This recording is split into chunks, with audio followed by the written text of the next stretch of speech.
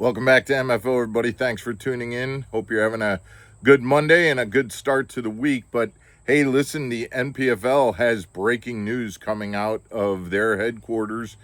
Brad Fuller has just announced that effective immediately, the no information rule for the NPFL is being amended, and they are easing the restrictions on the no information rule for the anglers at the NPFL. We're going to talk about what changes were made. We're going to talk about the reason that Brad Fuller gave for those changes. I'm wondering whether or not they went far enough. Let's talk about that when we come back.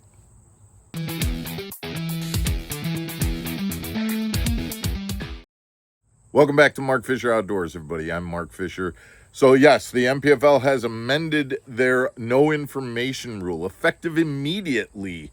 The no information rule states that anglers cannot elicit information within a 30-day period before each tournament, as opposed to what was currently written in that it was once the tournament schedule was available. So now basically what they're saying is that 30 days prior to the tournament, you can talk, you can get information, you can ask for information, you can talk about the lake, but once you get within that 30 days, then you can't elicit information. Now, the interesting thing is that, Brad Fuller made a statement saying, listen, the reason for this is we don't want an angler not being able to talk to the fans. You pull up to a gas pump and a fan says, oh, you're fishing here at this lake, or I heard you're coming to my lake, later on in the season. Boy, I tell you what, they sure love the rattle trap down there or whatever, and have an angler get in trouble. Well, to be honest, and again, I think this is a situation in which people get bogged down in this rule where it's not real. But if an angler doesn't solicit or elicit to get information, in other words, if I'm at the gas pump and I say, oh, really, you're from there? Hey, how should I fish there? And I ask for that information, I'm not breaking a rule. And if somebody tells me, my job is to go to the tournament director and say, hey, listen, I just got this information. I didn't ask for it. I'm making you aware of it. I haven't broken any rules at that point, at least in the Major League Fishing situation. To my understanding, I'm not breaking any rules. If somebody tells me when I didn't ask, and then I report that to the tournament director, I'm good. Okay, I'm in good shape. But I don't know that this rule, just by shortening the length of time and saying, okay, now you can't do it for 30 days, does that really help? I'm still going to pull up to a gas station the week of the tournament, and somebody's going to be there and go, oh man, you're fishing here on this lake. Let me tell you how it goes. I don't think it's really going to do the job, number one. I think the big wording in this that a lot of guys might be missing is you can't elicit information within 30 days. Because if they take that to heart, then it's, unless I asked for it, it doesn't matter. I could be at the pump and I could be filling up, and a guy could come up and say, boy, they're throwing those rattle traps and really catching them. I didn't ask. So therefore, I'm in good shape, and I can use that information even within the 30 days and not get hurt.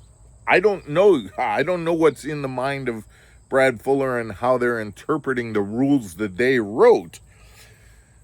But you can see just in this 5-minute video that I'm doing, there's still a lot of gray areas here. And that was the part about the no information rule that anglers have a problem with. It's the gray areas of what is okay and what isn't okay. And if everybody doesn't know it, some anglers are doing this and some anglers are doing that. And then how do you police it?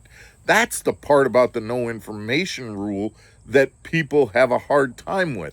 I don't think they have what difference does it make whether it's 30 days, 90 days since the schedule comes out? That's really not the issue in my way of looking at things. My way of looking at it is, What does it mean to elicit or solicit information?